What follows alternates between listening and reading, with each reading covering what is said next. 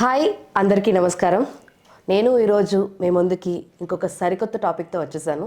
మరి వీటి గురించి మనకి మరిన్ని వివరాలు తెలియజేయడానికి Axis career counsellors managing director professor C S Sharma గారు మనతో ఉన్నారు. సార్, ఇప్పుడు మనకి ఏబిఎంలో కోర్స్ చేసిన వాళ్ళకి ఫస్ట్ వచ్చే ఆలోచన, మైండ్లో క్వశ్చన్ మార్క్ ఏంటి అంటే, అసలు మాకు ప్లేస్మెంట్స్ ఎక్కడ పడతాయి, ఒకవేళ పడితే శాలరీ ప్యాకేజెస్ ఎలా ఉండబోతున్నాయి? అవును. ఇప్పుడు జనరల్గా ఏంటంటే వాళ్ళకి చాలా ఇప్పుడు అందరూ ప్రతి స్టూడెంట్ ఎలా ఉన్నారంటే సాఫ్ట్వేర్ ఇండస్ట్రీతో కంపేర్ చేస్తున్నారు ఫస్ట్. అంటే సాఫ్ట్వేర్లో ఏంటి శాలరీ ప్యాకేజ్ చాలా హైగా ఉంటాయి. అంటే ఆల్మోస్ట్ ఇప్పుడు అమెజాన్, గూగుల్ ఇలాంటి వాటిలో అయితే ఆల్మోస్ట్ 25, 27 ఆల్మోస్ట్ క్రోర్స్లో కూడా ఉన్నాయి. సో అంత అంటే మనం అలాగైతే ఉండదు. కాకపోతే మేనేజ్మెంట్ ఎడ్యుకేషన్కి సాఫ్ట్వేర్ ఇండస్ట్రీకి పెద్ద డిఫరెన్స్ ఏంటంటే మీకు ఏంటంటే ఇక్కడ సెక్యూరిటీ ఉంటుంది. మేనేజ్మెంట్ దీనిలో ఏంటంటే జాబ్ సెక్యూరిటీ ఉంటుంది. బట్ వేరేజ్ ఇన్ సాఫ్ట్వేర్లో సెక్యూరిటీ ఉండదు. ఎందుకంటే అది ప్రెజర్ ఎక్కువ సాఫ్ట్వేర్లో. అది డిపెండ్స్ ఆన్ ఇంటర్నేషనల్ మార్కెట్. అంటే యుఎస్, యూకే అటుపక్క బాగుంటే మార్కెట్ ఆటోమేటిక్గా శాలరీ ప్యాకేజెస్ బాగుంటాయి. సో జాబ్ కూడా కొంత నిలుస్తుంది కొన్ని రోజులు. అదే కనుక మీకు అక్కడ పరిస్థితి బాగుండకపోతే, ఇప్పుడు కంప్లీట్గా యూఎస్లో ఉంది, కంప్లీట్ రెసిషన్ ఉంది కంప్లీట్గా. ఆ రెసిషన్ ఉండటం వల్ల ఇక్కడ కూడా ఆల్మోస్ట్ టాప్ కంపెనీస్ అన్నీ కూడా ఎంప్లాయీస్ని రిమూవ్ చేస్తూ ఉన్నారు. సో ఇక్కడైతే ఏంటంటే మీకు ఇక్కడ ఉన్న మేనేజ్మెంట్ ఎడ్యుకేషన్ ఉన్న మెయిన్ ఫ్లేవర్ ఏంటంటే మేనేజర్స్ అంత ఎక్స్పీరియన్స్ ఉన్న వాళ్ళు ఎమ్మడే దొరకరు. సో దొరకపోవడం వల్ల ఏంటంటే జాబ్ సెక్యూరిటీ బాగా ఉంటుంది. రెండోది, సాఫ్ట్వేర్లో ఉన్నంత స్ట్రెస్ యాక్చువల్గా ఇందులో ఉండదు. ఎందుకు ఉండదంటే ప్రోగ్రామర్స్కి ఏంటంటే సాఫ్ట్వేర్లో ఒక టార్గెట్ ఇచ్చి ఆ టార్గెట్ ఒక 24 అవర్స్ లేకపోతే వీకెండో కంప్లీట్గా అది కంప్లీట్ టార్గెట్ చేస్తేనే వాళ్ళకి నెక్స్ట్ అనేది ఉంటుంది. సో నెక్స్ట్ టాపిక్ ఇవ్వడం అనేది, లేకపోతే ఆ ప్రెజర్ మటుకు కంటిన్యూ అవుతూనే ఉంటుంది. బట్ వేరేజ్ ఇక్కడ ఏంటంటే మీకు అలా ఉండదు. మేనేజ్మెంట్లో స్ట్రెస్ అనేది ఎలా ఉంటుందంటే టీం ఉంటుంది. యాక్చువల్గా మీకు ఎంతో 25 మెంబర్సో 30 మెంబర్సో ఉంటారు. ఆ టీంకి వెళ్తుంది ప్రెజరు. అంటే మేనేజర్ అనేవాడు ఏం చేస్తాడంటే ఆ టీం లీడ్ చేస్తూ ఉంటాడు. What ever you have the stress actually simply you try to put on others head. అంటే మీ టీం మెంబర్స్కి అది వెళ్తుంది. సో మీరు వాళ్ళని ఫాలో అప్ చేయడం వరకే ఉంటుంది ఇందులో. దానివల్ల ఏంటంటే మీకు అంత స్ట్రెస్ అయితే అనిపించదు. ఒకవేళ మీ టీంలో ఒకళ్ళు బాగా చేయట్లేదంటే work, just you can give the complaint to other higher authority, then they can take the action. So అంతే, అంతమించి అంత ఉండదు. దట్టు రొటీన్ వర్క్ కదా ఇక్కడ. ఇప్పుడు సాఫ్ట్వేర్లో అయితే అట్లా కాదు కదా. సాఫ్ట్వేర్లో ఏంది, ఒక కొత్త సాఫ్ట్వేర్ వచ్చిందంటే కంపల్సరీ నేర్చుకొని తీరాలి. నువ్వు బై హుక్ ఆర్ క్రుక్ నువ్వు నేర్చుకుంటేనే నీ జాబ్లో ఉంటావు. బట్ వేరే మేనేజ్మెంట్ అట్లా ఉండదు కదా. నువ్వు రోజు ఏం చేస్తున్నావో కొత్తగా ఏం ఉండదు వర్క్. బట్ కొత్త సబ్జెక్ట్ వచ్చినా సరే నువ్వు అందులో పెద్ద నేర్చుకోవాల్సింది ఏమి ఉండదు. Just you can fix the target to somebody, అంతే. సో దానివల్ల నీకు జాబ్ సెక్యూరిటీ ఉంటుంది. ఇంకా నీకు సీనియారిటీ పెరుగుతున్న కొద్దీ కూడా మార్కెట్లో కూడా డిమాండ్ ఉంటుంది. సీనియర్ మేనేజర్స్ దొరకాలంటే చాలా కష్టం. సో దానివల్ల ఏంటంటే ఇక్కడ ఉన్నంత సెక్యూరిటీ సాఫ్ట్వేర్లో ఉండదు. శాలరీ ప్యాకేజెస్ అంటారా, ఇనీషియల్గా కొంత ఎక్కువ ఉండొచ్చు salary packages. But long standing చూసుకుంటే ఇది 100% సెక్యూరిటీ. ఇప్పుడు చాలామంది కూడా బీటెక్ కంప్యూటర్ సైన్స్ చేసి కూడా ఈవెన్ టాప్ కంపెనీస్లో జాబ్స్ వచ్చిన వాళ్ళు కూడా ఎందుకు మేనేజ్మెంట్ ఎడ్యుకేషన్కి వస్తున్నారంటే that is the only reason. ఎందుకంటే స్ట్రెస్ ఎక్కువ అవడం వల్ల మనకి డయాబెటిక్ అటాక్ అయిపోతుంటుంది, బీపీ ఎక్కువ వచ్చేస్తుంటుంది, లావ్ అయిపోతుంటారు జనాలు. దట్టు కూర్చొని చేయాలి అది కంప్లీట్ జాబ్ సాఫ్ట్వేరు. సో దానివల్ల కూడా విపరీతంగా ఒళ్ళు వచ్చేస్తుంది, ఊబకాయం వచ్చేస్తూ ఉంటుంది. సో ఇవన్నీ ఒక ఏజ్ అంటే ఒక 30-35 ఇయర్స్ దాటిన తర్వాత దాని ఇంపాక్ట్ చాలా ఎక్కువ ఉంటుంది. అట్లానే ఐకి కూడా ఎక్కువ ఉంటుంది దాని ఇంపాక్ట్. సో ఇవన్నీ మేనేజ్మెంట్లో అవన్నీ ఉండవు కదా. ఇక్కడ కంప్లీట్గా వాళ్ళు తిరుగుతూ చేస్తూ ఉంటారు, హ్యాపీగా అందరితో మీటింగ్స్ పెడుతుంటారు. అంటే they can enjoy with job అనమాట. అది మెయిన్ ఫ్లేవర్ ఇందులో మేనేజ్మెంట్ ఎడ్యుకేషన్లో. సార్, నార్మల్గా మనకి పీజీడిఎం కానివ్వండి, లేకపోతే ఎంబీఏ కోర్స్కి అసలు ఎలాంటి ఇంపార్టెన్స్ ఉంది లేదు, మనకి అలాగే అకాడమిక్ సిలబస్, మీరు అసలు ఈ రెండింటిని ఏ రకంగా కంపేర్ చేసి చెప్తారు? అంటే సిలబస్ పరంగా డెఫినెట్గా రెగ్యులర్గా అది ఆల్రెడీ ఇంతకుముందు కొంత చెప్పున్నాము. సిలబస్ పరంగా ఏంటంటే టోటల్గా అంటే రెగ్యులర్ ఎంబీఏతో పోల్చినప్పుడు పీజీడిఎంతో వచ్చినప్పుడు మనకి సిలబస్ అనేది టోటల్గా కంప్లీట్గా డిఫరెన్స్ ఉంటుంది. ఎలా ఉంటుంది అంటే మీకు ఇక్కడ సెమిస్టర్ సిస్టమ్ వచ్చి అక్కడ 2 సెమిస్టర్స్ ఉంటాయి ఇయర్లీ, ఇక్కడ 3 సెమిస్టర్స్ ఉంటాయి. అక్కడ ఫ్యాకల్టీ వచ్చేసి ఓన్లీ అకాడమిషియన్స్ ఉంటారు. అంటే డాక్టరేట్ ఉంటే చాలు అక్కడ ఈజీగా వాళ్ళకి వచ్చేస్తుంది జాబ్ అకాడమిక్ పరంగా. కానీ బిజినెస్ స్కూల్స్లో డాక్టరేట్ అనేది పెద్ద ఇంపార్టెంట్ కాదు. అక్కడ ఇండస్ట్రీలో ఎన్ని రోజులు వర్క్ చేశారు, వాళ్ళు అకాడమిక్గా బాగున్నారా లేదా, అట్లానే ఇండస్ట్రీ ఎక్స్పీరియన్స్ ఉందా లేదా, ఇవన్నీ క్రైటీరియా ఇక్కడ ఫ్యాకల్టీగా రావాలంటే. ఇంకొకటి ఏంటంటే కొన్ని బిజినెస్ స్కూల్స్ ఎలా చూస్తున్నాయంటే వాళ్ళకి ఇంటర్నేషనల్ ఎక్స్పోజర్ కూడా ఉండాలి ఫ్యాకల్టీకి. అంటే ఇంటర్నేషనల్ ఎక్స్పోజర్ వాడి అక్కడ బయట కంట్రీస్లో చదివన్నా ఉండాలి, లేదా కనీసం అక్కడ వర్క్ చేసినా ఉండాలి, కనీసం 5-6 ఇయర్స్. అలాంటి వాళ్ళనే ఫ్యాకల్టీగా తీసుకుంటారు. ఎందుకంటే మనకి మేనేజర్గా రాణించాలంటే ఫస్ట్ ఏంటంటే మీకు మంచి ఎక్స్ట్రాడనరీ కమ్యూనికేషన్ స్కిల్స్ ఉండాలి, రెండోది నెగోషియేషన్ స్కిల్స్ ఉండాలి. ఇవన్నీ మీకేంటి మంచి ఇంగ్లీష్ ఉంటేనే మీకు అవుతుంది. సో ఫ్యాకల్టీ కూడా మంచి టాప్ ఇంగ్లీష్ మాట్లాడుతూ ఉంటే ఆటోమేటిక్గా పిల్లలు కూడా అది అడాప్ట్ అవుతూ ఉంటారు. కాబట్టి అందుకని ఫ్యాకల్టీని రిచ్ ఫ్యాకల్టీని తీసుకొస్తారు, ఇంటర్నేషనల్ ఎక్స్పోజర్ ఉన్న వాళ్ళని తీసుకొస్తారు, ఇండస్ట్రీ ఎక్స్పోజర్ ఉన్న వాళ్ళని తీసుకొస్తారు. అది మెయిన్ అడ్వాంటేజ్ మనకి బిజినెస్ స్కూల్స్లో. ఇంకా చెప్పాలి అంటే ఇక్కడ ఏంటంటే సిలబస్ అనేది only they can focus on 50% only. PGDM అంటే ఏంటంటే సిలబస్ అనేది దే ఫోకస్ ఆన్ 50%. అంటే మీకు ఎంబీఏ అనేది ఏంటంటే టెక్స్ట్ బుక్స్లో ఏమున్నదో అది రాస్తే మార్క్స్ వచ్చేస్తాయి. అంటే మనకి బైహార్డింగ్ టైప్ అనమాట.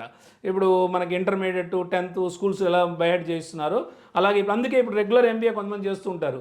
చాలామంది కాలేజీలకు వెళ్ళరు, just they can manage the attendance. అంటే కొన్ని ఎఫిలేటెడ్ కాలేజెస్లో ఆల్రెడీ వాళ్ళకి ఏంటంటే ఫీజు కూడా 30,000 40,000 ఉంటుంది. జస్ట్ వాళ్ళు చూసుకుంటారు, రిపీటెడ్గా ఒక 3 years 4 years క్వశ్చన్స్ చూసుకుంటే అవే ఉంటాయి మళ్ళీ నెక్స్ట్ కూడా. సో ఆటోమేటిక్గా అవి రాసేస్తే వాడికి 80% వచ్చేస్తుంది. బట్ యాక్చువల్లీ వాడు ఇంటర్వ్యూకి వెళ్తే చెప్పుకోవడానికి ఎంబీఏ డిగ్రీ కానీ ఈ కెనాట్ ఓపెన్ ద మౌత్. అంటే నేను చాలామంది చూస్తుంటాను కదా ప్రాక్టికల్గా, వాడు ఇంటర్వ్యూకి వస్తాడు, వచ్చినప్పుడు కనీసం say something about your self అంటే కనీసం ఒక 1 minute కూడా వారి గురించి వాడు చెప్పుకోలేడు. సో వాడు ఎలాగ మేనేజ్మెంట్ ఎక్స్పర్ట్ అవుతాడు రేపు బయటికి వెళ్తే, అసలు ఎలాగ వాడు మేనేజర్గా ఫిట్ అవుతాడు. సో ఇవన్నీ మనకి చూసుకొనే బిజినెస్ స్కూల్స్లో సిలబస్ అనేది కంప్లీట్గా 50% అకాడమిక్ మీద ఉంటుంది, రిమైనింగ్ 50% గ్రూప్ డిస్కషన్స్ లేకపోతే డయా స్పీకింగు, లేదంటే ఇంకా ఈవెంట్ మేనేజ్మెంటు. అంటే డిఫరెంట్ ఈవెంట్స్ ఉంటాయి బిజినెస్ స్కూల్స్లో. కమ్యూనికేషన్ ఉందనుకోండి, కమ్యూనికేషన్ క్లబ్స్ ఉంటాయి.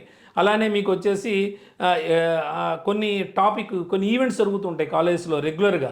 సో దానికి మెంబర్స్ ఉంటారు, దానికి ప్రెసిడెంట్ సెక్రటరీ ఇట్లా మెంబర్స్ ఉంటారు. సో దాదాపుగా ప్రతి బిజినెస్ స్కూల్లో కూడా ఒక 10 to 15 వరకు క్లబ్స్ ఉంటాయి. సో వీళ్ళు ఏం చేస్తారంటే దానికి మెయిన్ సెక్రటరీనో ప్రెసిడెంటో they have to coordinate with each and every one. ఎందుకంటే వీడు రేపు మేనేజర్ అవుతున్నాడు కాబట్టి డెఫినెట్గా వాడు చేయాల్సింది రేపు అదే కదా బయటికి వెళ్తే. సో ఇట్లా ప్రాక్టికల్ ఎక్స్పోజర్ ఇవ్వటం కోసమే చూస్తారు. ఇంకా సపోజ్ ఇప్పుడు కంపెనీస్ నుంచి ఈ ప్లేస్మెంట్స్ అవుతూ ఉంటాయి, టాప్ కంపెనీస్ వచ్చినప్పుడు ప్లేస్మెంట్స్ అవుతున్నప్పుడు కూడా అసలు ఫ్యాకల్టీ ఇన్వాల్వ్ అవ్వరు కాలేజీల్లో. సో పీజీడీఎం కాలేజెస్లో వీళ్ళు కంప్లీట్గా మొత్తం స్టూడెంట్సే మానిటర్ చేస్తారు. వాడిని రిసీవ్ ఎయిర్పోర్ట్ దగ్గర నుంచి ఆల్మోస్ట్ వాళ్ళని సెండ్ ఆఫ్ ఇచ్చే వరకు కూడా మొత్తం స్టూడెంట్సే ఆర్గనైజ్ చేస్తారు. అంటే ప్లేస్మెంట్స్ ఎలాగ చేయాలి, ఎందుకంటే రేపు వీళ్ళు మళ్ళీ రేపు రిక్రూట్మెంట్కి వెళ్ళినప్పుడు హెచ్ఆర్కి వెళ్తే డెఫినెట్గా వీళ్ళు చేయాలి కదా అది. సో ఇక్కడే అంతా ప్రాక్టికల్గా మొత్తం ఎక్స్పోజర్ వచ్చేస్తుంది. సో అంటే నిజంగా చెప్పాలంటే బిజినెస్ స్కూల్స్లో చదివిన స్టూడెంట్స్ ఎలా ఉంటారంటే ఇండస్ట్రీకి రెడీ టు కమ్ అన్నట్టు ఉంటారు. అంటే ఆల్మోస్ట్ 100% రెడీగా ఉంటారు. సో ఇంకా వాళ్ళు ఎటువంటి ట్రైనింగ్ ఇవ్వాల్సిన అవసరం లేదు. అదే మామూలుగా ఎంబీఏ కాలేజ్ నుంచి వచ్చిన వాడైతే జస్ట్ ఎంబీఏ చేస్తే వాడు దాదాపు మళ్ళీ ఒక 3-4 months ట్రైనింగ్ ఇచ్చుకోవాలి. బట్ బిజినెస్ స్కూల్స్లో అయితే ట్రైనింగ్ కూడా అవసరం లేదు. జస్ట్ కంపెనీ నామ్స్ వాళ్ళ సిస్టము అదంతా ఎక్స్ప్లెయిన్ చేయగలిగితే ఈజీగా అడాప్ట్ అయిపోతాడు. కాబట్టి 100% అందుకే బిజినెస్ స్కూల్స్లో ఉన్నంత ఎంప్లాయ్మెంటు మీకు ఎంబీఏ కాలేజెస్లో అంత ఉండదు. That is the main flavour. అంటే మీకు కమ్యూనికేషన్ పరంగా చూసుకున్నా, ప్లేస్మెంట్ పరంగా చూసుకున్నా, ఇంకా మెయిన్ ఇంకొకటి ఉంది సర్టిఫికేషన్స్.